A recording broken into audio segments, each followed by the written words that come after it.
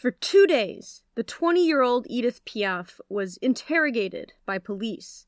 Exhausted, grieving, and desperate to prove her innocence, Édith answered every question, gave every name she could think of, and still wasn't convincing them she hadn't just shot a man through the eye. The rising star had worked her way from street performances to cabarets, to radio, a few recent recordings, and even a cameo in a film.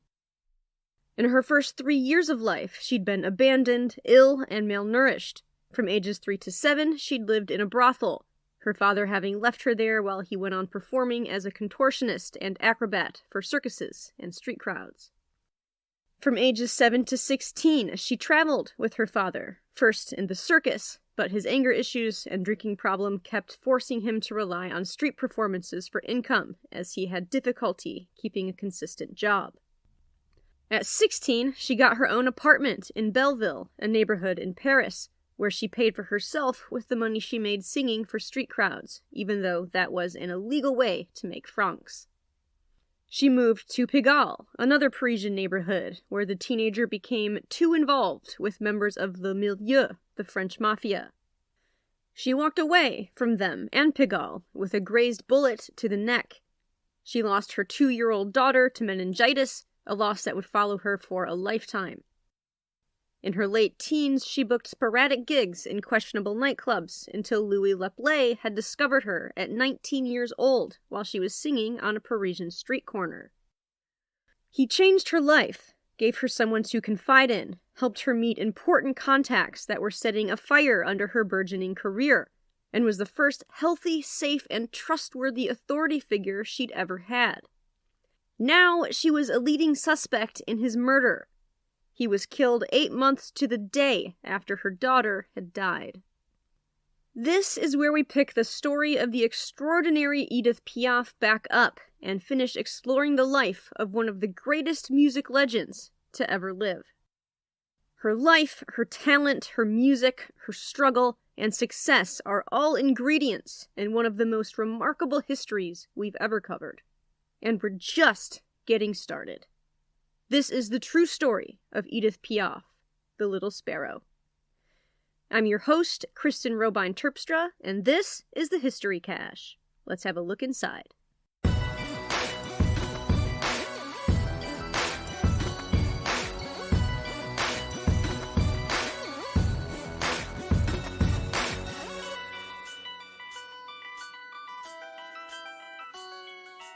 In this episode, we touch quite a bit on substance abuse and briefly on suicide idealization. If either of those things are triggers for you, you may want to skip this one, or at least proceed with caution.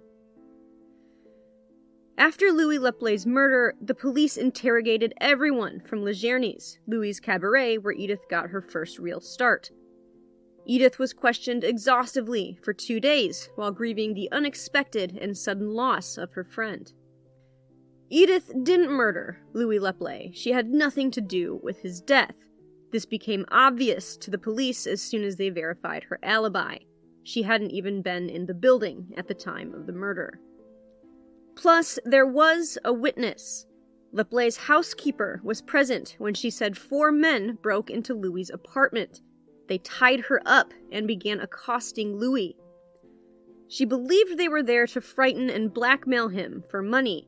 But when their gun had gone off, possibly accidentally, that blackmail turned into murder. The perpetrators fled after ransacking the apartment and finding no money. Despite the housekeeper's description of the 4 men, they were never found. There's speculation they were tied to the mafia, but that has never been fully verified. Louie Leplée's murder remains unsolved to this day. While the police had let Édith go, the press did not. She had started to gain popularity with her show at Louie's Club, other performances, her film debut, and radio appearances, along with the few recordings she'd done. She was just famous enough that the papers smelled a scandal they could sell, even if the story wasn't true. Her guilt was insinuated in the press, even though she'd been cleared of all suspicion by the authorities. For the rest of her life, the papers would pick up any scandal they could regarding Édith, especially when it came to her erratic love life. Author Carolyn Burke, in her biography on Édith Piaf called No Regrets, which is the main source used for this series, touches on this and the way the sensationalization of Edith's life can take away from her musical legacy when she says, quote, "Women were either whores or Madonnas in the popular imagination. Piaf's many love affairs, as sensationalized in the press, evoked both archetypes, which in turn complicated her legend as the scrappy street singer who made her way out of the slums on the strength of her voice. Even now, they may cause us to undervalue the musical intelligence with which she made her voice into a finely tuned instrument while nourishing her most enduring love affair, her intimacy with her audience." Unquote. Edith's music and her audience would always be the true loves of her life. At 20 years old, the grieving Edith hadn't yet developed the thick skin needed to deflect a scandal-hungry press. According to Burke, after being hunted down by a journalist for Éclair Journal, the journalist kept pressing her for questions, eager to scandalize the event. In response, Edith just sobbed and said, "My friends are gone. I have no one. Leave me alone." This was a dark moment for Edith, but even though he was gone, the connections she'd made after Louie had discovered her were catapulting her into notoriety. More club owners wanted her to sing, and she was turning her grief into concentration, honing her talents, and focusing on her career. Burke suspects part of her focus came from a lack of distraction after her friend Mamone was gone for a time after the murder. If you remember from the last episode, Mamone had been working with Edith since she was 14 and Edith was 16.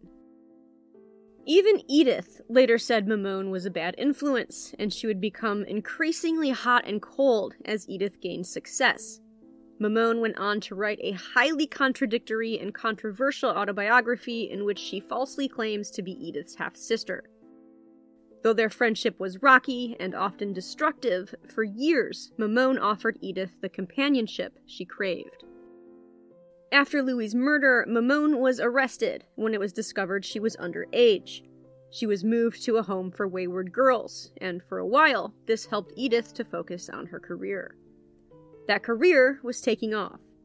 Through a friend and contact she'd met through Louie, a radio host named Jacques Canetti, she recorded 4 more songs with a full orchestra. Also through Canetti, she joined La Jeune Chanson in 1936. This was a traveling show that started in Paris, followed by a singing tour throughout France. The work was healing for Edith and helped her realize what kind of life she wanted.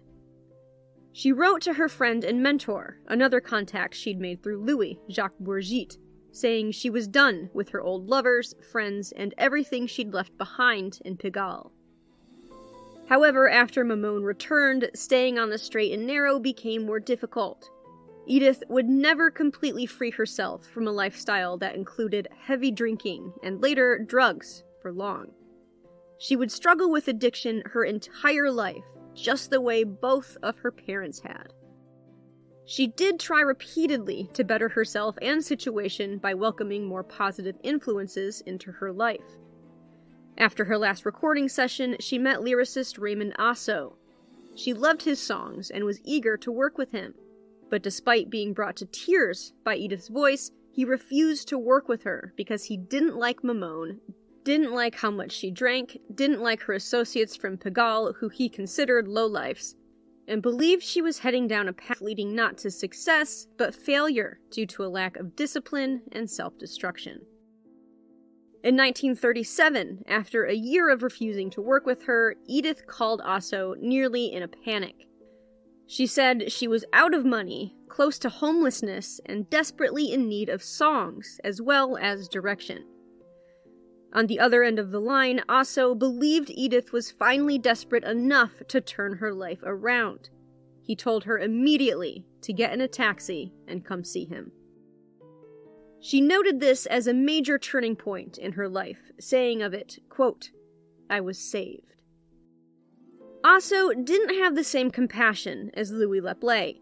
He was hard on her, frustrated at how undisciplined and wild she was. But he saw her potential, too. He spent the next 3 years helping Edith hone her musical and social skills. I used the Eliza Doolittle analogy in the last episode when talking about Edith and Louie Leplée, but I should have saved it for this one.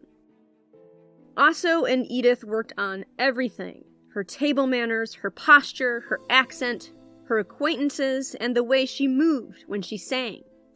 Before, Edith would keep her arms glued to her side, awkward and unmoving. She'd distort the words of her songs almost as if she weren't paying attention to their meaning. The two would spend hours at a time on diction, movement, feeling the lyrics as she sang them, and enunciating everything perfectly. According to Burke, Aso made a list of people who weren't allowed to see Edith anymore. This included Mamone, who Aso believed to be a bad influence, and it also included her father, Louis Gassion. Louis, like her mother Lean and her friend Mamone, had been asking Edith for money constantly. Each week, Aso would meet up with her father and give him money from Edith's earnings to keep him at bay. From what I've read, the relationship between Aso and Edith became increasingly controlling. He was telling her who she could be around, how to speak, how to sing, and handling all of her money. It was an intense mentorship. Edith later said of it, quote, "It took him 3 years to cure me. 3 years of patient affection to teach me that there was another world beyond that of prostitutes and pimps. 3 years to cure me of Pigalle, of my chaotic childhood, to become a woman and a star instead of a phenomenon with a voice that people listen to as if being shown a rare animal at a fair." Unquote. Edith made connections through Aso. Through him, she met Marguerite Monod, and the two of them, according to Burke, would be the first female songwriting team of their kind. They would remain colleagues and friends for the rest of their lives. To help inspire Edith, Aso took her to the prestigious Théâtre de l'Abbé, a vaudeville theater, to see the famous actress and singer Marie Dubois. Her performance at the Abbé brought Edith to tears.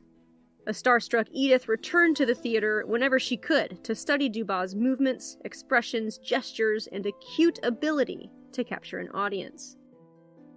Aso tried repeatedly to get Edith a show at the Abbé, but the theater director, Mitty Golden, kept refusing his requests.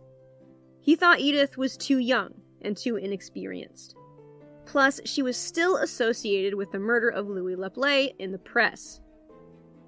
But Aso was relentless. He genuinely believed in Edith and was finally able to convince Mitty to give her a chance. She would be an opening act, closing the first part of the evening's performances before the main star, Edith's favorite, Marie Dubois, went on. Edith was scheduled to sing 5 songs. On March 25th, 1937, she showed up in her now iconic black dress, a look chosen by Louie Leplée before his death. She was careful and purposeful in her movements, remembering everything she and Aso had worked on tirelessly. Now she was standing before a prestigious audience, before her icon, Marie Dubois, whom she had studied almost obsessively, and the room fell silent as la Môme Piaf, the Little Sparrow, gave it everything she had. She was magnificent. The audience wouldn't let her go, demanding she sing another song. The theater director, Mitty Golden, who had doubted her and fully expected her to fail, was now ordering the curtain to be re-raised so she could sing again for an audience who went wild at this new, polished, professional chanteuse. On this night, Édith Piaf became a star. The papers raved about her performance, even though she hadn't been the main event. Now, life picked up pace fast. She was booked, even singing a show the next day. She went on tour. Belgium, France, casinos, theaters, you name it. And by now, Aso had become her lover. For the next 2 years, she sang songs only Aso wrote. Over time, she began formulating her own versions of these songs, changing a refrain here and there, adding her own gestures, and she began moving away from Aso's direction, embracing her own instincts, refining her repertoire the way she envisioned it, and molding her performances into something that became more and more a product of her own ideas, rather than Asso's. By her second performance at the ABC, she was no longer billed as La Môme Piaf, the Little Sparrow, but simply Édith Piaf. This would remain her name for the rest of her life. She kept booking cabarets, bigger and bigger venues, and touring. Her popularity grew as she won over both critics and audiences. She worked constantly, sometimes performing 2 shows a day. While Piaf's star was rising, a dark tension was enveloping Europe. By now, Hitler had annexed Austria, and the French army, anticipating invasion, was mobilizing. The strain felt throughout her country only elevated the pressure Édith was feeling. Despite her success, her ever-increasing popularity, and her excellent reviews, Édith constantly felt like she wasn't good enough. She believed her past, her poverty, her mistakes, her background all accumulated into something she should be ashamed of. She wrote, quote, "God gave me everything, and I'm destroying my own happiness. The earth is full of filth like me. That's why there are wars." And Asso, despite their love, despite how far she had come, was still controlling everything from where and when she sang to who she could see and how she spent her money. And he was always quick to point out her flaws. After receiving an especially critical letter from Asso while she was resting away from him in the country between shows, she wrote back to him, saying, quote, "My dear love, how much it must have cost you to write such awful things. But you're right, I'm stupid. I always told you I was, and you tried to convince me that I was intelligent. Besides, the fact that I did all those dumb things before I met you only proves my lack of intelligence." She goes on to say, "But you're going too far to say all the things you said in your letter. I hate myself. I have no confidence in myself whatsoever." Unquote. Considering Édith's success and undeniable talent, it may seem surprising to hear how critical and self-depreciating her inner dialogue was. But this isn't abnormal, especially for someone who experienced such significant trauma in childhood and in her early young adult life. There's no understating how much our early childhood development affects the way we learn, think, feel, and act when we're older. No one's life is stress-free. We all have and will continue to have hurdles and difficulties we need to face. But the way we're taught to handle those obstacles and the tools we are or are not given to help regulate our responses to difficulty is a huge factor in who we become. Let's get a bit psychological for a moment. According to psychologist Dr. Carol Westby, who is 10,000 times more qualified than I am to discuss these things, quote, "Learning how to cope with adversity is an important part of healthy development. When we are threatened, our heart rate, blood pressure, and stress hormones increase. When a young child's stress response systems are activated within an environment of supportive relationships with adults, these physiological effects are buffered. However, if the stress response is extreme and long-lasting, and buffering relationships are unavailable to the child, the result can be damaged neurological systems, repercussions affecting all aspects of child development and health. Adverse childhood experiences can have serious long-term impacts on a child's health and well-being by contributing to high levels of toxic stress that derail healthy physical, social, emotional, and cognitive development." Dr. Westby goes on in her article, which will be in the show notes, saying there are many adverse childhood experiences which can impact us in the long term, like abuse of any kind, witnessing violence, bullying, social and economic issues, divorce, abandonment, neglect, death of a loved one, and an unsafe environment. 33% of children with 2 or more adverse childhood experiences, called ACEs for short, have a chronic health condition involving a special care need, compared with 13.6% of children who do not. Young children exposed to 5 or more significant adverse experiences face a 76% likelihood of having 1 or more delays in their language, emotional, or brain development. Before the age of 3, Edith was abandoned, malnourished to the point of illness and blindness.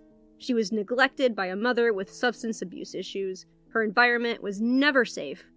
From ages 3 to 7, she was raised in a brothel, saw violence, more substance abuse, only saw her father when he felt like visiting. The same father who, after taking her back at age 7, beat her several times that we know of, and had anger issues so great that he couldn't keep down a job. She saw him go from woman to woman, some of whom also abused Edith to the point where she tried running away back to the brothel at the age of 10. After that, she sang on the street for coins, was at the mercy of a violent pimp who was involved with the mafia. She had an unexpected teenage pregnancy, her boyfriend kidnapped their child, her daughter died at age 2, Louie Leplée, the one authority figure who treated her well and showed her real compassion and safety for the first time, was murdered, and she was accused of his death. Now, she was with a man who had no problem telling her she was stupid. Of course, she had a critical inner voice. The fact she was able to leave the life she had been leading and not end up like her mother or father, both of whom were constantly coming to her for money, is incredible. Her grit and success were a statistical anomaly. Edith would struggle with this scathing inner voice of hers, always. She'd already developed a dependence on alcohol and later drugs. She'd used sex and a series of relationships as a way of continuously searching for the feeling of finally being loved. Eventually, she developed an abhorrence to being alone. She always needed someone around her. Later in life, when a reporter asked why she couldn't be alone, she said it was because of ghosts from her past who came to haunt her. When the reporter asked who those ghosts were, she wouldn't say. It's heartbreaking to read some of the things Edith thought and said about herself. Sometimes while researching this, I'd have to just walk away for a while, because all I wanted to do was somehow reach back through time, give her a hug, and tell her how much her music would mean to the world nearly a century later. But even if I could, it probably wouldn't matter, because when we can't show ourselves love, compassion, acceptance, and forgiveness, at least a little bit, no external source of those things will ever be enough. For 3 years, Edith and Asso worked together. As Edith transformed from a rough-cut diamond into a polished professional, she began realizing she was capable of more than Asso's limited vision of her. He controlled everything, from who she was allowed to see to how much of her own earnings she was allowed to spend, and she was at a point where she knew she could do those things herself, and she wanted autonomy. When her contract with him was up, the now 23-year-old Edith wanted control over her own life. Asso told her he thought it was a mistake, that she needed him, but that he would accept whatever she decided. She decided it was time they parted ways professionally. The two would remain friends, even as their romantic and professional relationships faded, and she began working with other collaborators. She started working with composer Marguerite Monod, who Edith described as the living incantation of art and the woman she admired most in the world. Although she would work with many collaborators and composers over her career, Edith and Marguerite, along with Asso, were the first to shape the repertoire that would make Edith a household name. As for Asso, in 1939, when the 24-year-old Edith was now well established as professional chanteuse, he was called to active duty in the French Alps. That September, Hitler invaded Poland. 2 days later, France and Britain declared war on Germany. With Asso gone, Mamone, Edith's mauvaise génie, or malicious spirit, as she would describe her later, returned. She also met her next romantic partner, Paul Maurice, a 28-year-old who had recently won a singing contest and had fallen head over heels for Piaf as soon as he'd met her. According to Burke, the two moved into a furnished apartment near l'Arc de Triomphe. It was the nicest, biggest place she'd ever lived up to that point in her life. She marveled at the space, the dining room, the guest rooms, and grand piano, exclaiming with excitement that now she wouldn't have to go anywhere to work with composers. They could come to her. Over the course of their relationship, Edith would mentor Paul, as Asso had her, though she would be far less controlling. He later credited his success to her musical intelligence and tutelage. When she was 24, she met Jean Cocteau. He was a French poet, playwright, filmmaker, painter, and just about everything in between. Already famous when he met Edith, he would become one of the most influential artists of the 20th century. He and Edith would retain a lifelong friendship that would bring great meaning and comfort to both of them. He even wrote a play for her called Le Bel Indifférent, about unrequited love. Though Edith was unsure of herself as an actress at first, the play generated great reviews describing Edith as magnificent and passionate. Edith would act in films and plays many times over her career. For the rest of that year, Edith kept performing for sold-out houses as she continued to be surprised at her own success. After war was declared, there had been a 3-week period during which French performance venues were closed. Now, they were open again, and many Parisians fully believed the war would not reach them. They thought Germany didn't have the ability to mobilize an attack on France, and if they did, it would be repelled by the Maginot Line. This was a 280-mile-long, heavily fortified defense line consisting of fortresses, turrets, underground bunkers, minefields, and well-armed soldiers. It was fortified with reinforced concrete and 55 million tons of steel. Building it cost the equivalent of around $9 billion today and had taken 16 years to complete. It was considered a marvel of ingenuity that could stop everything from heavy artillery to poison gas attacks. But while the Maginot Line protected the border between France and Germany, it did not extend to the border between France and Belgium.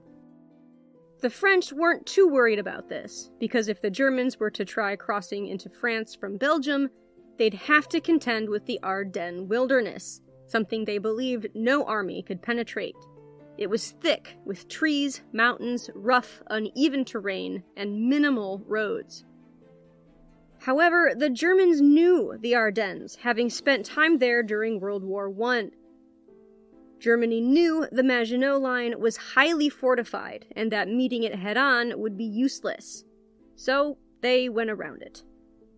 They marched through Belgium and the Ardennes wilderness, at which point they were able to circle back behind the Maginot Line, attack it from the rear, and capture it, along with 500,000 prisoners. Now, Hitler was coming for Paris.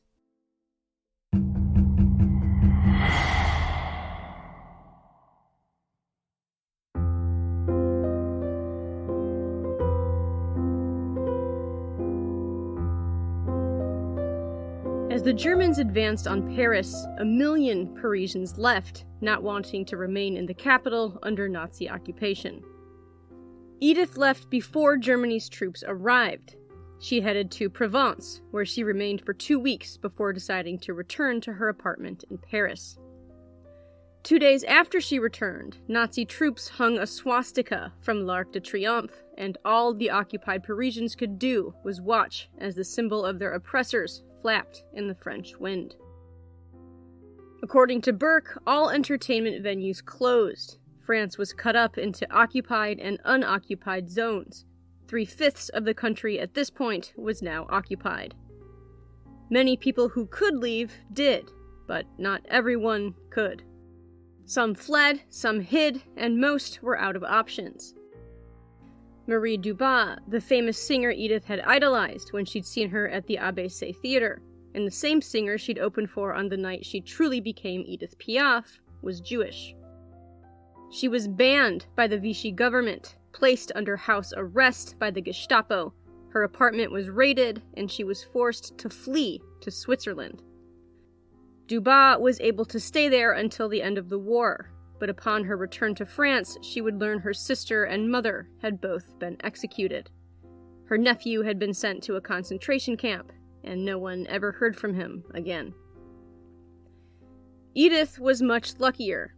She traveled to Toulouse. Her partner Paul was stationed there, as well as her old friend Jacques Canetti, the first person to air Edith on the radio. She and Paul toured the southern unoccupied zones over the summer, but by the fall, Édith wanted to go home. Paris was always home for Édith. They returned to an occupied city. Swastikas and German troops were everywhere. Clocks had been changed to an hour earlier to match German time. The nightclubs and venues had been reopened to give a false sense of normalcy to an uneasy population. And now, according to Burke, all programs for any show had to be submitted to the Propaganda-Staffel, or censor, lest it contain any anti-fascist content. Édith herself was censored after singing a song for an audience called Le Fainéant de la Légion, about a besieged French garrison that heroically held out against an enemy. The song inspired the French people in the audience, who became emboldened enough to erupt in condemnatory whistles aimed at the German members of the audience. She was giving a standing ovation by the French, and was told by the Germans she was no longer allowed to sing that song. Not long afterwards, 3 more of her songs were censored, 2 of them because they gave French audiences hope, and 1 of them because it had been written by a Jewish composer. All songs written by Jewish artists were prohibited from being sung, and life for Jewish people in Paris would only become more difficult and more dangerous. Édith was a big enough name now that although she was censored, she was able to get away with more than she would have otherwise. On a radio program, she was heard saying that she couldn't stand Hitler. The censors took note, but did nothing. The German papers didn't like Édith.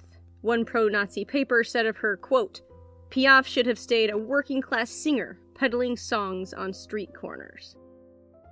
When she was touring the unoccupied zone in France, she took German-born Jewish pianist Norbert Glansberg with her.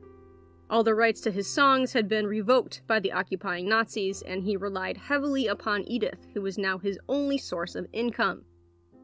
The two would soon have an affair, which served to end her previous one with Paul. Soon, Jews were banned from most professions, and Glansberg's name could no longer appear in the programs for Édith's shows. He was now a Frenchman named Pierre Minet, trying hard not to let his German accent betray his real identity. Eventually, even that was not enough, and Édith found him a hiding place on a friend's farm. That farm belonged to her secretary, André Bigard. He would hide several of Édith's Jewish friends at her request. Soon, even the farm wasn't safe enough. Nazis were carrying out searches looking for Jews every day. Édith made arrangements through Countess Lily Pastre to hide him in her chateau, with Édith paying for his supplies and protection. The Countess maintained good relations with the German authorities, all the while hiding around 40 Jewish musicians right under their noses. In hiding, it wasn't easy for Édith and Glansberg to see one another. Rendezvous were too risky. By the end of the war, she would have a different lover, though she would continue to pay for Glansberg's care. Back north in Paris, things were disastrous. Jewish citizens were made to wear yellow 6-pointed stars, and there was propaganda everywhere feeding the anti-Semitic regime. Thousands of Jewish men, women, and children were arrested in Paris, then sent to the Drancy transit and internment camp before being deported to concentration camps to die. Non-Jewish Parisians were suffering from occupation, food shortages, power cuts, and a lack of public transport. If you wanted a supply of butter, eggs, or cheese, you needed money and access to the black market. After a year of living and touring in the unoccupied zone, Édith returned to Paris and a public eager to have its favorite singer back. During her first show back in Paris, she sang a song written by a Jewish composer, and sang a song called Où sont-ils mes petits copains, which means, Where are my friends?, hinting at the forced relocation of Jewish Parisians. For this song, she had the stage lit in the red, white, and blue of the French flag. This was risky, but Édith was a big enough star to take risks. According to Burke, the next day she was forced to go to the propaganda office, where she was told she had to replace her lighting with a neutral spotlight.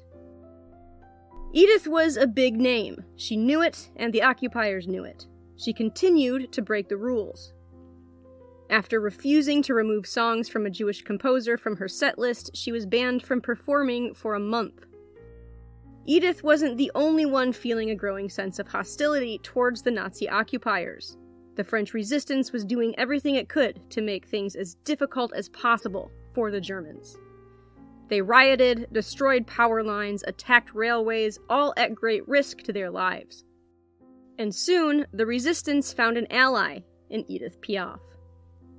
According to Burke, in August of 1943, Edith was invited to sing in Germany for French prisoners of war.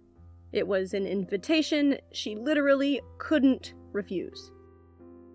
She, along with her secretary André Dédé Bigard, who was an active member of the resistance, visited several stalags, camps where French prisoners of war were kept. Edith would go on 2 tours in Germany to these stalags. There are newspaper articles and numerous photos of Edith visiting these camps and interacting with the prisoners. She also had photos taken of her with many of the prisoners. Those photos disappeared.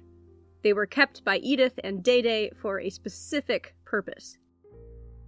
Between her 2 German tours, Dédé and the French resistance used those photos to make false identity cards.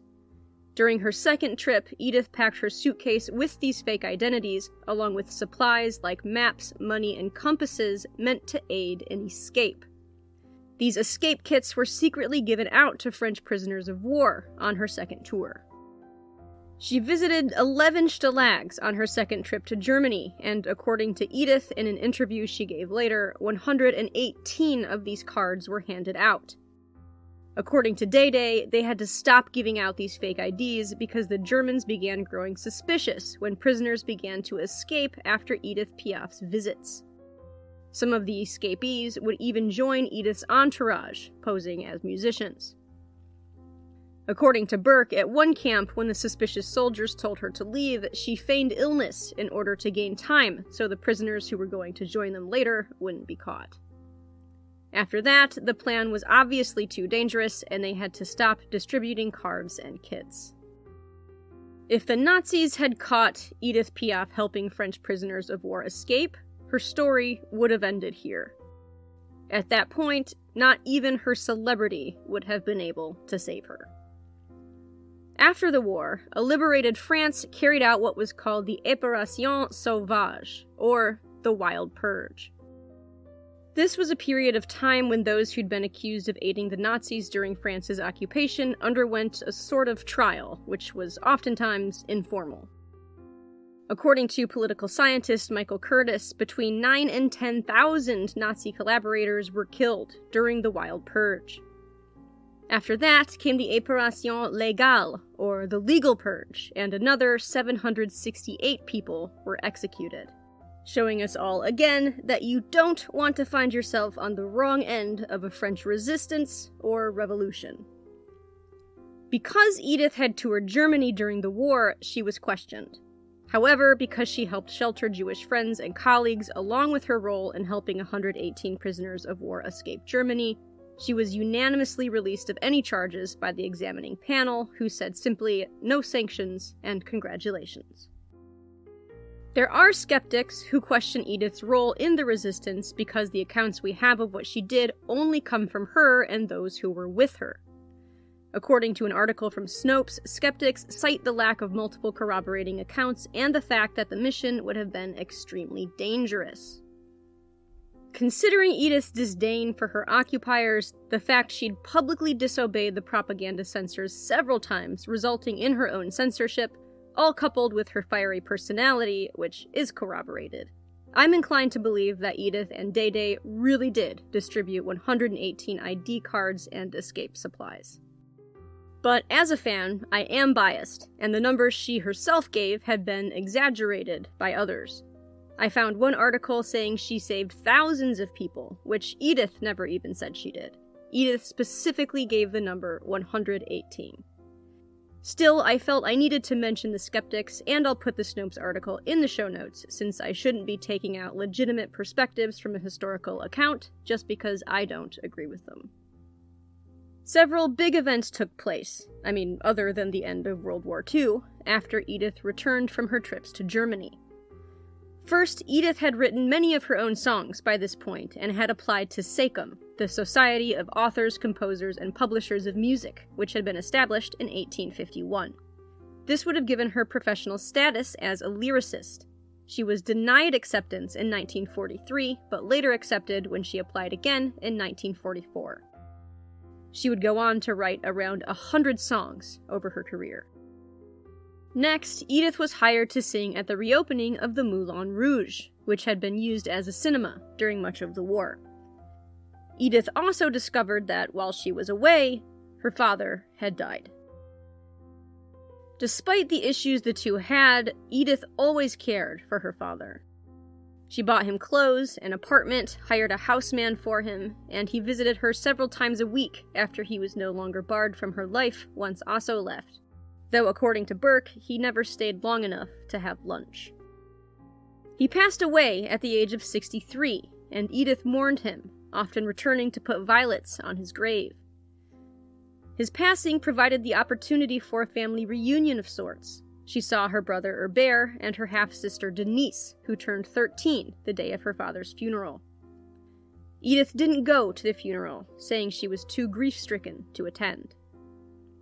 Learning her little sister Denise's first communion was going to be in May, Edith took her sister shopping, buying her a traditional First Communion outfit, along with a gold cross. Edith wasn't close to her siblings. She had her own entourage by now, though that entourage still included Mamone, who had just stolen several pairs of Edith's shoes to sell in Pigalle. It was hard to keep track of the comings and goings of Mamone over Edith's lifetime.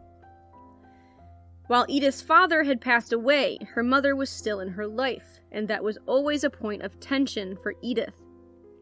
Her mother, Lean Marsa, was constantly in and out of prison due to her drug addiction. Edith sent her mother money each month, as she had her father. She also paid for her mother's legal fees when she needed them. Unlike the cordial visits from her father, her mother's visits were usually contentious. She would show up drunk at Edith's shows or her apartment, and she'd sometimes show up singing loudly beneath Edith's apartment window until either Edith or someone from her circle would throw money down out the window. By now, Edith had a new lover, a man named Yves Montand, who was hired to open for her at the Moulin Rouge. Like she had in the past with Paul, she mentored him during their romance, even writing songs for him, and the 23-year-old was eager to have her help his career, though Edith could be a demanding collaborator. She worked hard and expected others to do the same. Often she'd have her collaborators play throughout the night as she rehearsed until dawn. Though the accounts of composers and artists she worked with described her as demanding, they also said she was motivating. Burke said of it, quote, "Though she was often tyrannical with collaborators, Edith was always inspiring." She then goes on to quote Contet, one of her lovers and composers, who said, "Her enthusiasm compensated for all the rest," though he also added, "You ended up writing what she wanted." Yves went on tour with Edith, and when they reached Marseille, he introduced her to his family. They were Italian immigrants who'd settled in Marseille. His sister Lydia would become a friend of Edith's, and she said Edith had been, quote, "shaken by our noisy celebration and seemed surprised that we talked so much and so fast, but she was also attracted to our warm family spirit." Edith never had a big, warm family, and despite surrounding herself with friends, collaborators, and all the hangers-on that come with celebrity, it must have been a warm, surprisingly safe feeling to be welcomed by a family that genuinely enjoyed one another's company. After their tour, Edith and Yves booked a month-long show at the Étoile Theatre. Days before the opening, Edith's mother died of a drug overdose. According to Burke, the body of the 49-year-old had been left out on the sidewalk by the man she lived with before it was taken to the morgue. She arranged for her mother's burial at the TA cemetery, but she did not attend the funeral. It was a painful ending to a painful chapter. After Edith's own death, her father and daughter would be laid to rest next to her. Her mother would not. Edith continued to tour with Yves Montand, who was now a rising star himself, shaped and set on course in no small part by Edith, who continued to write songs. At a Parisian cafe, she began scribbling down lyrics on a paper tablecloth. Those lyrics would become the song La Vie en Rose, or Life in Pink, one of her most famous songs and one that's still covered by artists today. According to Burke, some critics didn't like the new direction her songs were taking. She was venturing out of her old repertoire. One critic wrote she should stick to her songs about, quote, small-time hoods and whores, things that are simple and true. Édith was now a powerhouse of professionalism and had finally found her confidence, at least on stage. Some preferred the more naive, insecure Édith, who one critic called, quote, my poor dear little Môme Piaf. This was the 1940s. Many critics didn't like confident women, especially if they lived unconventionally. Many still don't. And Édith was a force on stage. So was her protégé and lover Yves Montand, and the two had started drifting apart. Some said it was professional rivalry, some said the relationship they had simply had run its course. He ended their relationship via a cabled message, which is the mid-20th century version of breaking up with someone via a text message. Édith had known their relationship was failing and was okay with its end. However, she may have missed the companionship and the warmth she'd experienced from his family. She wrote to her longtime friend Jacques Bourgit, quote, I am a woman in great pain who feels very much alone. Édith entered her 30s and, as always, found the solace she craved in her songs, the true love of her life. In 10 years, she had gone from a street singer to a legend with a 60-piece orchestra. The next few years would be a collage of tours, performances, lovers, and collaborators. Like a fine bottle of wine, her onstage presence and force of talent only grew better with time. Poet and artist Jean Cocteau wrote of what it was like to watch her perform, saying, quote, a voice rises up, deep from within, a voice that inhabits her from head to toe, unfolding like a wave of warm black velvet to submerge us, piercing through us, getting right inside us. The illusion is complete. Édith Piaf, like an invisible nightingale on her branch, herself becomes invisible. There's just her gaze, her pale hands, her waxen forehead catching the light, and the voice that swells, mounts up, and gradually replaces her. Édith worked constantly. She was breaking records with ticket sales and performing so much that she lost her voice several times. Édith was voracious when it came to her work. There would be times later when she should have stopped. Times when her health, both physical and mental, were on the line. But she would refuse to quit performing, even when her friends and doctors begged her to. Living fast and hard 100% of the time isn't sustainable for anyone, and Édith's refusal to slow down, along with her addictions and health issues which would only grow more severe, would eventually be her undoing. In the meantime, she kept going. She went on tour in the US, and she would return here many times. She began learning English before her first US tour, and many of her songs, including La Vie en Rose, were translated into English for her American audiences. Tickets sold for a whopping $4. Opening night of her first American tour, celebrities like Lena Horne, Gene Kelly, Greta Garbo, and Marlene Dietrich were an audience. Dietrich would become a close friend of Édith's, and she has appeared in this podcast before. If you listened to the series on Joe Carstairs, you may remember she was one of Joe's friends, and reportedly one of her lovers. I love when the histories I've covered meet up unexpectedly. During her tour, Édith had an affair with American actor John Garfield. Their affair ended in just a few weeks after John introduced Édith to his wife. He was not the first or the last married man Édith would become involved with. Enter Marcel Cerdan. He was a French-Algerian boxer known as Le Bombardier Marocain, or the Moroccan Bomber. He met Édith while she was in New York. He was training for the World Middleweight Championship, and despite the fact he was married, he and Édith began one of the lengthiest relationships she'd ever have. His managers weren't happy about their affair. not necessarily because Marcel was married, but because his training regimen included mandatory celibacy. The two had come from similar backgrounds, working their way out of poverty, she with her voice, he with a pair of boxing gloves. They were besotted with one another, though their affair was kept secret. This wasn't easy, as they were both celebrities. Their affair carried over from New York to Paris, and as the months carried on, their passion only seemed to grow. After returning to Paris, Edith met a fan of hers, even more famous than herself, the Princess Elizabeth of York, who would later become the UK's longest-reigning monarch. Her father, King George VI, was also a fan, and the princess told Piaf the king wanted copies of her new records.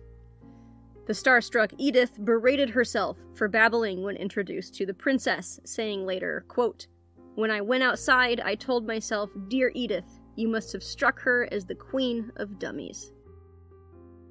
Edith and Marcel carried on their affair, one that was increasingly difficult to hide. She went to several of his matches, and the papers reported that the two were seeing each other daily. According to Burke, over the next year, Edith planned her schedule around Marcel, while simultaneously evading the mounting public interest in their affair. Over the course of their relationship, Edith lavished him with gifts, clothes, books, fine food, an expensive watch. But no matter what she did to try and win him, he was not interested in leaving his wife. Before his match against world middleweight champion Tony Zale, Edith took Marcel to a place deeply precious to her, the Shrine of Saint Therese in Lisieux. As a child, the women she lived with at the brothel took her here each week to pray for Saint Therese to help cure her blindness.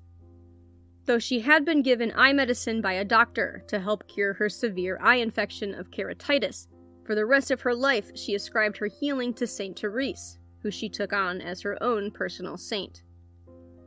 She brought Marcel here to pray for the saint's protection.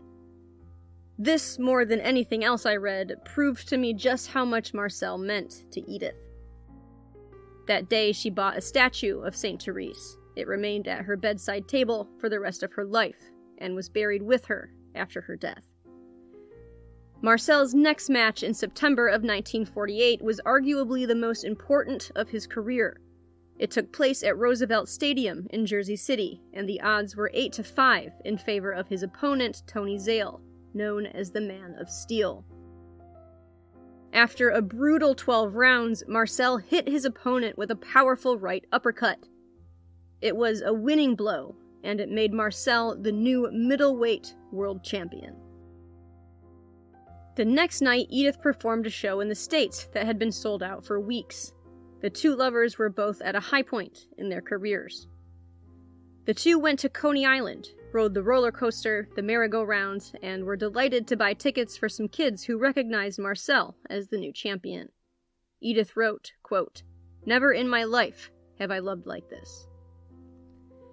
But Marcel was already married.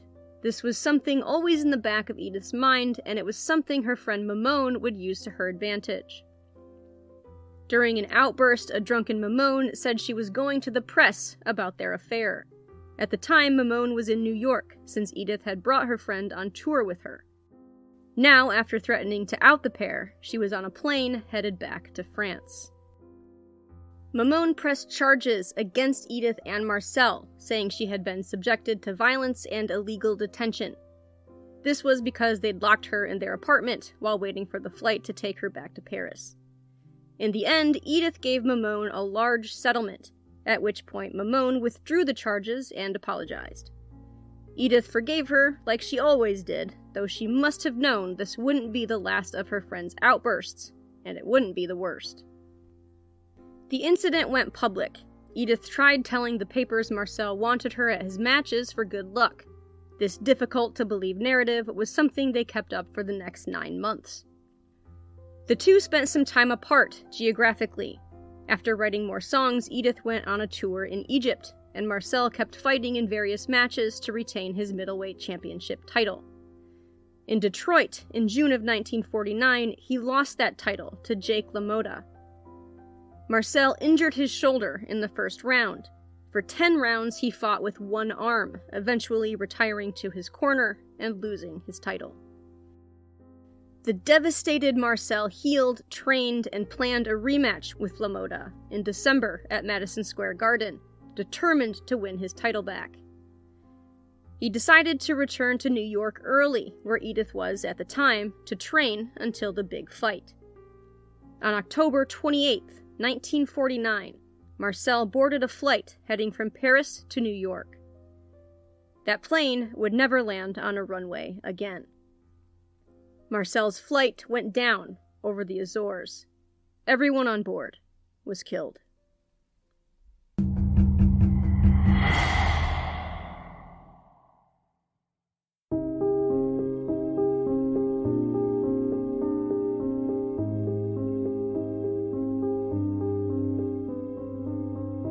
Édith was inconsolable. Not wanting to believe her lover was dead, she lit a candle at a nearby church, praying that someone would find him alive. But it was no use. By the time Édith uttered her prayer, he was already gone. They identified his body by the watch she had given him. She thought of suicide after losing Marcel, telling her longtime friend Brigitte, quote, "I can think of only one thing, to join him." According to Burke, after Marcel's death, Édith began suffering from acute arthritic pain in her joints, and these chronic attacks would plague her for the rest of her life. Her friends believe the pain was brought on by the stress of losing Marcel, which was just the latest in a long line of sudden loss and death the now 34-year-old Édith had already experienced in her life. The vulnerability Édith was feeling was like bait to her old friend Môme, who saw this as an opportunity to exploit Édith's grief. For the next 2 years, Môme would conduct seances using a turning table. This device was a small table participants could lay their hands on. It could rotate, and although anyone touching it could be responsible for turning it, its movement was prescribed to spirits. The alphabet would be said aloud, and the table would turn to whichever letter the spirit or person rotating it wanted it to land on, giving answers to questions asked. During these seances, Môme told Édith that Marcel wanted her to give gifts to herself and her friends, despite the fact that she had tried ruining his reputation. Several of Édith's closest friends tried telling her this was just another one of Môme's manipulations. But even if she knew that, Édith didn't care. The seances, even if they were just Môme looking for money and gifts, were comforting to a grieving Édith. Édith's closest friends posited that she would have eventually left Marcel, or he her, because 1, she'd never had a lasting relationship, and 2, he was already married, and Édith couldn't have lived long with simply being someone's mistress. However, her friends also said that after Marcel's death, Édith was never the same. This next bit seems like an odd arrangement. Édith contacted Marcel's widow and moved her, along with Marcel's 2 sons, to a large residence she had built for Marcel in Boulogne. She moved in with them and took care of them financially. Môme also moved in with Édith, and other members of her entourage had rooms as well. At one point she said, "I don't know if I'm an artist or everyone's mother." By now, Édith had a new lover, Tony Frank, but traded him in quickly for a young American named Eddie Constantine. They met when Édith was translating her new songs into English. He was her translator. His accent was so terrible, she laughed the first time she heard him speak. Still, they fell in love, though it wasn't the same love she'd felt for Marcel. Eddie soon moved into the Boulogne residence as well. According to Burke, Eddie also took part in the seances, where he said Marcel gave his blessing for him to become his successor. Some thought this was only Eddie wishing to further his music career through a relationship with Édith, and she did greatly help his career. There were a lot of people who genuinely cared for Édith. There were also plenty who saw her as someone they could use. When the memory of Marcel was evoked, she was easy to manipulate. As for Eddie, he would go the way of all the others, and by the end of the summer, she'd have a new Monsieur Piaf, as her companions would say. A bicycle champion who would also eventually fall out of her affections. It was hard to keep track of all of Edith's lovers while researching this. Édith, as always, threw herself into her work to combat her grief, though she was pushing herself too hard. After nearly collapsing several times on stage, a doctor told her she was gravely anemic. Her doctor wrote her a prescription, which helped. However, over the next year, Édith would increasingly become dependent on prescription drugs. In 1951, Édith was rushed to the hospital on several occasions due to intestinal issues. That meant more doctors and more drugs. By now, she was dependent on both drugs and alcohol. Though she would try to give them up more than once, she would never be free from her addictions. Given her family history and the amount of trauma she'd faced, Édith's battle with addiction was increasingly severe. In July of 1951, on the way to a show, Édith's composer, friend, and former mentee, Charles Aznavour, was driving when he lost control of the vehicle. Édith was injured, but okay. She performed the next night with her arm in a sling. Édith never missed a show if she could help it. She'd gone on stage after hearing of Marcel's death, went on stage at Carnegie Hall in 1957 with bronchitis and sang 23 songs, and this complete refusal to put health, physical or mental, over performances would become a trend. Only 3 weeks after her car accident, her newest lover, the cyclist André Pousse, crashed the car they were in, resulting in yet another, more serious accident. This time she had to be rushed to Paris for surgery. She had a badly broken arm and multiple fractured ribs. She was in the hospital until the end of August and left with an immobilized arm and a morphine addiction. As Édith was healing and struggling with her newest addiction, Môme decided it was an opportune time to steal a bunch of Édith's things. According to Burke, she stole personal papers, jewelry, clothes, and everything her deceased lover Marcel had given her. Môme took them and gave them to her own boyfriend. This time, Édith didn't think she could forgive her.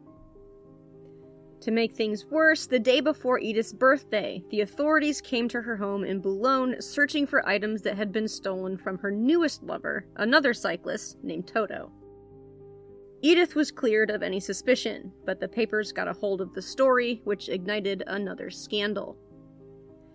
Amid all this turbulation, Édith did what she always did. She wrote songs and sang, finding comfort in her music and her audience. Hoping she and Toto would have a child, Édith tried to stop drinking, but to no avail. The child she lost when she was 20 years old would be the only one she would ever have. Despite everything Édith had and would continue to face, she always tried having an optimistic outlook. Her friends told of how she loved to laugh, loved life, and though her lows were incredibly dark, she said once, quote, "The greater one's suffering, the greater one's joy. There's always a bit of blue sky somewhere." Édith decided she needed a change. She sold the house in Boulogne and moved back to Paris in 1952. With her new apartment came a new lover. Known as Monsieur Charme in the US, Jacques Piels was a singer and had met Édith some years before. The two collaborated on a song called Je t'ai dans le peu, or I've Got You Under My Skin. They went on tour together, and by autumn, they were engaged. Famous actress and now good friend Marlene Dietrich was her maid of honor. On September 20th, 1952, they were married in New York. The night they married, they performed a show together. The following day, they appeared on The Ed Sullivan Show. Édith would appear on his show so many times, she would become a regular. The two had married quickly after falling in love. Jacques was a stable presence in Édith's life, but it's possible he didn't know just how deep her addictions went. He started to notice how much she drank. Then there was the morphine, the cortisone, and the sleeping pills. He tried constantly to get her to stop relying on her vices, but to no real use. The two went on tour in the US. On the way, they visited Édith's sister Denise, who now lived in Montreal. Denise was shocked at the physical changes caused by her sister's cortisone addiction. She saw her sister's puffy face, painful feet, and later her hands that had started to deform. There were shows in Los Angeles, San Francisco, Las Vegas, which were coupled with rendezvous from famous Americans like Joan Crawford, Lena Horne, and Humphrey Bogart. Soon, Édith began to miss her beloved Paris, and was happy to return home. Jacques Piel's sister Simone moved in to help Édith with her arthritic attacks, which called for more morphine. Jacques kept trying to get Édith to reduce how much she drank. She said she'd compromise by switching to only white wine. Suffering from insomnia and always seeming to prefer night over day for creative endeavors, Édith began rehearsals at midnight. At 3 a.m., she and her collaborators would eat, then she'd sing again until everyone went to bed at dawn. Simone said that most of Édith's money went to her friends, and that some of those friends were simply there to use her. They'd eat her food and borrow large sums of money without any intention of paying it back. Édith genuinely wanted to keep working, but even if she hadn't, the fact that she was spending more than she made wouldn't have given her much of a choice. Jacques persuaded Édith to enter rehab several times, but she would never stay in recovery for very long. Before going to a clinic, she would drink several bottles of wine the night before. According to Burke, they took her to a clinic that specialized in aversion therapy. Here, they would give her all the wine she wanted before administering vomiting-inducing drugs. This was intended to give Édith an aversion to alcohol, but it was such an agonizing treatment that it took her weeks to recover each time. She underwent this specific type of therapy on 3 different occasions. Apparently, aversion therapy is still a thing, though it's controversial, and many health professionals say it's ineffective, as it treats only an addiction itself and not addictive behaviors. Though Édith was now married to Jacques, she would have her entourage accompany her to masses held in memory of Marcel. According to Simone, Marcel was still an obsession. She would lavish gifts on his sons and his widow and continued to have them live with her for months at a time. According to Burke, her husband Jacques humored these masses, gifts, and the obsession of her deceased lover. That could not have been an easy thing to do. Édith was slipping, mentally and physically, but refused to slow down. Before every show, she used morphine. She carried on playing sold-out shows, had TV appearances, radio broadcasts, and acted in several films. In 1954, Édith celebrated her millionth record. These days, that doesn't sound like many, but back then, it was huge, even for someone as famous as Édith. Her friends urged her to slow down and take some time off. Instead, she booked a grueling 80-city tour. She toured with Achille Zavada's Super Circus, something that must have brought back strong memories for Édith, as she traveled with her father while he was in the circus, starting at age 7. She performed in Barnet, where she once lived in her grandmother's brothel. Performing there with the circus must have been a doubly nostalgic event, and not all those memories were happy ones. After the tour, she spent more time in the clinic. Afterwards, she was bedridden for 6 weeks and diagnosed with peritonitis. According to the Mayo Clinic, that is a condition that starts in the abdomen and occurs when the thin layer of tissue inside the abdomen becomes inflamed, usually due to an infection from fungi or bacteria. For this, she needed surgery in order to remove the infected tissue. That meant more recuperation and more drugs. She began working again as soon as she could, writing songs, appearing everywhere, and was once paid 700,000 francs for a 3-minute appearance in the film French Can-Can. She and Jacques toured the US again, though he left early to play a major role in a musical in London. Édith stayed in the States and had her first affair. His name was Jean Dréjac, and he was into Rosicrucianism, something Édith would pursue. Édith had always been spiritual and had strong faith in God and her patron saint Therese. Though she wasn't conventionally religious, Rosicrucianism gave her a means to practice her spirituality. This is an esoteric order which originated in Europe in the 1600s. According to Britannica, it's a mix of occultism and other religious beliefs and practices, like Christian Gnosticism, Jewish mysticism, and Hermeticism. Edith was always searching for something, usually love and lasting happiness, both of which continued to elude her. Marriage wasn't as easy as Edith and Jacques had hoped. Soon they started booking separate venues rather than performing together. Edith continued her affair through the summer, and rumor has it she also had a fling with Marlon Brando, though I couldn't find any substantial evidence on that one. Her friend Chevalier wrote of her state, quote, "She's a moving bundle of complexes mixing courage, talent, and frailty with a nervous energy that inundates her little body and shows in her anxious eyes." In June of 1956, Edith and Jacques announced their divorce. Despite what had become a series of affairs as she toured the States, Cuba, Mexico, and Brazil over a 14-month period without her husband, the two parted ways cordially and would remain friends. Edith continued on a destructive streak of drugs, lovers, tours, and appearances.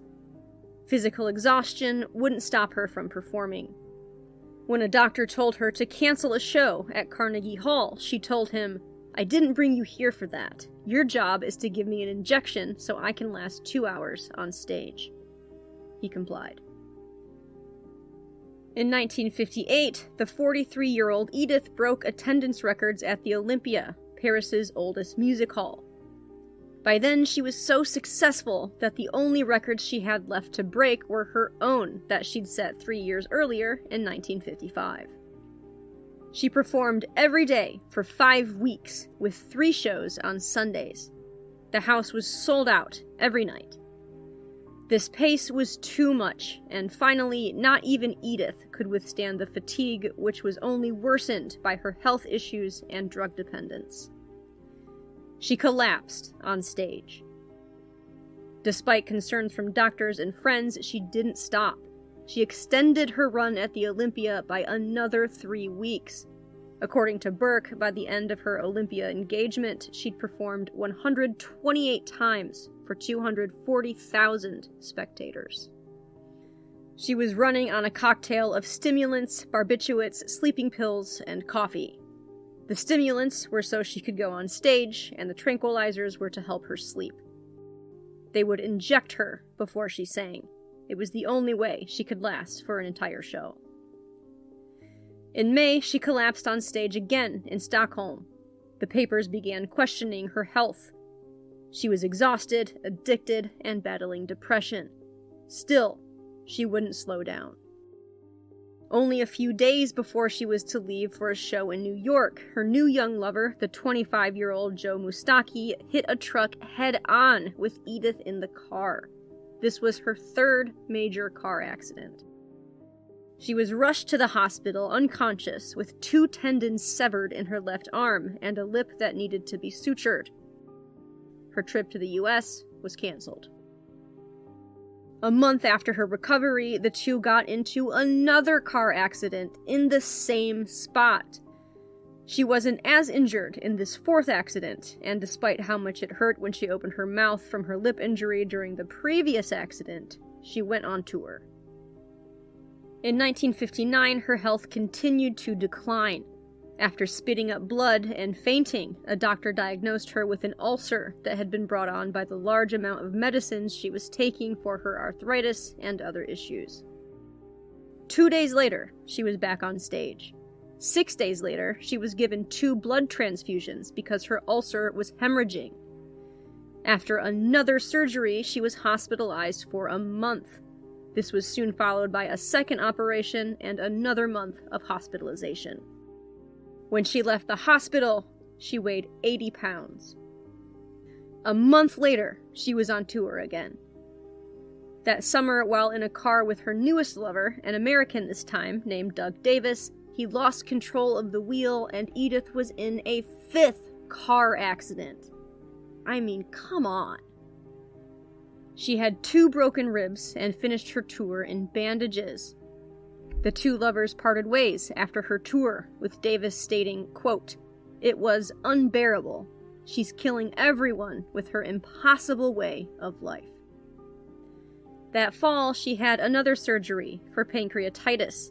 2 months later, she began performing again, performances which were interspersed with hospital visits. Everyone thought she was going to die, that this would be her last tour. She left the stage in a northern French town after forgetting words to 2 of her songs. Backstage, a doctor gave her whatever cocktail of barbiturates she used to continue, and she went back on stage again, only to have her voice fail mid-song. People began calling it her suicide tour, which I think is in such poor taste. Photos of her looking ill were published in the papers. Her face was swollen, her hair was thinning, her hands were now contorted from arthritis and complications from addiction, and at times she could barely speak. She just kept performing, running exclusively on injections and stubbornness. It was almost like she wanted to crash and burn. One night, an obviously ill Édith Piaf clutched the microphone in front of her so she could keep standing. She made it through 8 songs before collapsing. She was hospitalized in Paris. She was released on her 44th birthday.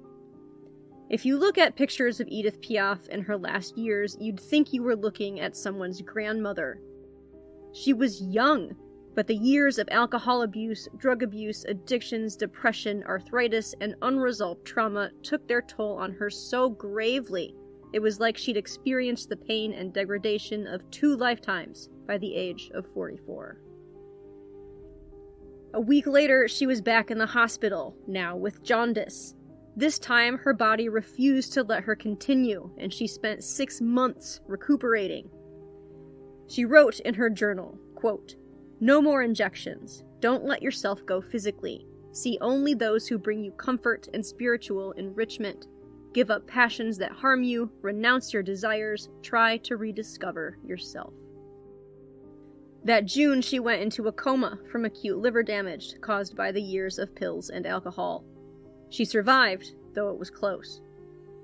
Her summer house was sold to pay her bills. After contracting dysentery, she was bedridden once again. Édith was at a low point. And it was when her darkest hour approached that she found her greatest song. Lyricist Michael Vauquer and composer Charles Dumont came to see her. She was tired, depressed, and not interested in company. But she relented and listened as she heard the song Je ne regrette rien for the first time. This song, called I Regret Nothing, spoke to Édith in a way that electrified her with a motivation she hadn't felt in years. She made them play it over 20 times in a row. 5 days later, she recorded it. I can't afford the rights to play you this song, but please go listen to it and think about Édith's life when you do. Her friends said this song was a miracle. It revitalized Édith, who agreed to book another engagement at the Olympia Theater, one that would save it from bankruptcy. She took the stage at the Olympia again in 1960, after no one believed she ever would. Her hair was thinning, her body was hunched and twisted from years of pain and grief as she slowly slipped back into her iconic black dress. Her knotted hands gripped the microphone as she steadied herself, and despite all odds, the Little Sparrow flew once again, this time as a phoenix rising from the ashes of her grief, self-doubt, and a lifetime of broken hearts.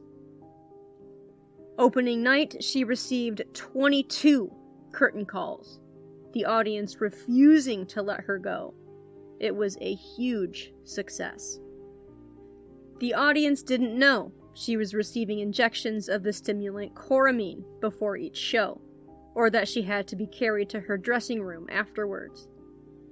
They didn't know about the cortisone, or the Dilausol she used for pain, or that she fought through fits of vertigo as she sang for them. She kept going. After saving the Olympia, she recorded 19 more songs. That spring, she was back in hospital for another surgery, this time for intestinal adhesions. There were complications, and she had another operation 2 weeks later. According to Burke, it was her 8th surgery in 2.5 years. That fall, she lost her longtime friend and composer Marguerite Minot, who died from a ruptured appendix. Her friend's death hit her hard. The following spring, she was hospitalized again with bronchial pneumonia. After being released, she consoled herself with songs and rehearsals. Soon, she fell in love again. This time it was a coiffeur with dreams of becoming a singer named Teo Sarapo. He was 26, Édith was 47. She mentored him, as she often did with young aspiring artists, and though her associates said it wasn't a passionate relationship, by July they were engaged. She recorded more songs and booked another show at the Olympia in 1962. Teo and Édith were married in October in a civil ceremony by the mayor of Paris. Thousands of spectators showed up, with what felt like just as many journalists eager to snap a photo of Édith and her new young beau. So many people showed up that, according to Burke, 6 busloads of police officers had to monitor the crowds. The couple went on tour together for 6 weeks, performing 2 shows a day.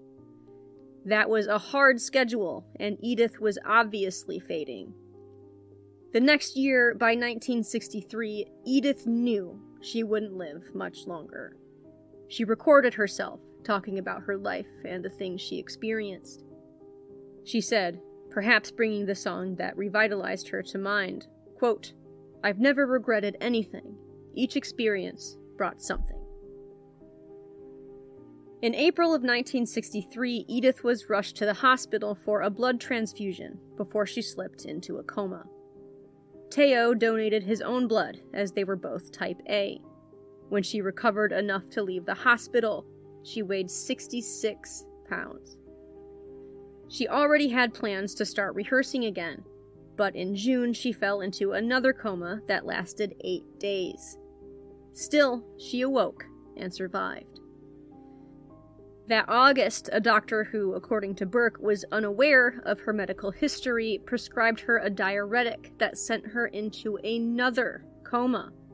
She was in and out for 10 days. In September, Édith moved to Place Cassier, where it was quiet and beautiful. She didn't get many visitors, only her closest friends remained, all the hangers-on and users having left when things became difficult. Her nurse said, quote, "She goes from exaggerated gaiety to dark despair. When she's depressed, she keeps saying, 'I paid a great price for my stupidity.' I fear she's lost her will for the first time in her life." Her old frenemy, Mamone, called and asked Édith if she could come see her. Édith told her nurse to say she was too tired. Édith wasn't interested in seeing Mamone again, though Mamone would show up anyway. It wasn't the great deathbed reconciliation Mamone wanted, but she'd fabricate a story about it later. In October, Édith was bedridden. No longer able to sing, she just laid in bed and listened to all of her recordings. On October 10th, 1963, Édith was hemorrhaging internally. Her loved ones did what they could, held her hand, made her comfortable, and finally called a priest to administer her last rites. That afternoon, with an unexpected bolt of energy, Édith sat up in bed and stared at something in the distance. Then, just as suddenly, she fell back down, never to rise again. Death had finally come for the Little Sparrow. She was 47 years old. Upon hearing of Édith's death, her lifelong friend, the famous poet Jean Cocteau, gave a eulogy on the radio. An hour later, he died. Her funeral in Paris drew a crowd of 40,000. Édith was dressed in her favorite black dress. A rose was placed in one hand, an orchid in the other. According to Burke, the Archbishop of Paris refused to hold Mass for Edith, as she had been divorced. However, a priest who claimed Edith had once restored his faith defied the Vatican and blessed her body. Paris wept as Édith Piaf was carried to Père Lachaise Cemetery and laid to rest in the company of Oscar Wilde, Molière, Chopin, and Marie Dubois. Her father and daughter rest beside her. 300,000 of her records sold the weekend after she died. A week later, you couldn't find a single record still left for sale in France. They were completely sold out. Today, if you go to Père Lachaise Cemetery in Paris, you can find her grave by the numerous bouquets that still cover it 60 years after her death. But she isn't really gone, is she? Because her voice remains. We can still hear the songs of the Little Sparrow as they haunt us, comfort us, and remind us that even when things are at their darkest, there's always a bit of blue sky somewhere.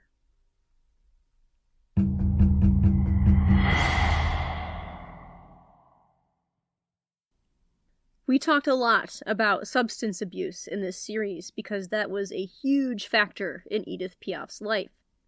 If she'd received the treatment she needed, which is more accessible today than it was so many decades ago, we may have well had many more songs and years from Édith Piaf.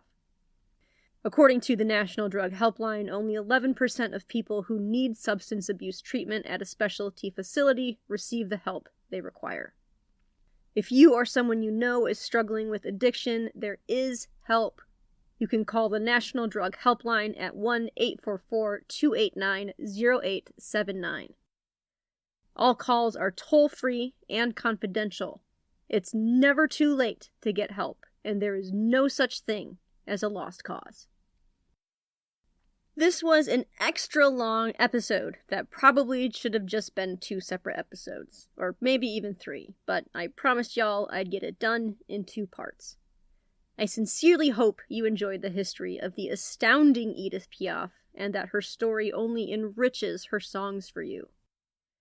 Thank you so much for listening to this podcast. I can't say enough how much it means to me that you took the time to listen to my independent podcast. If you like the show, please consider rating and following on iTunes or wherever you listen. This really does help make the show more visible. I'll be back again in 3 weeks with more history for you. Until then, if you'd like to get a hold of me, you can email me at historycashpodcast@gmail.com. You can find me on Twitter sometimes and Instagram most of the time. I try to post there more often. If you'd like to help support the show, you can check out my Patreon page at patreon.com/historycashpodcast. You can also make a one-time donation. You can access the link for that on the website under the support tab. That website is historycashpodcast.podbean.com. Background music and sound effects are licensed through Envato Elements, theme song through Audio Jungle. Stay safe, stay smart, stay curious. And until we meet again, my dear friends, go make some history.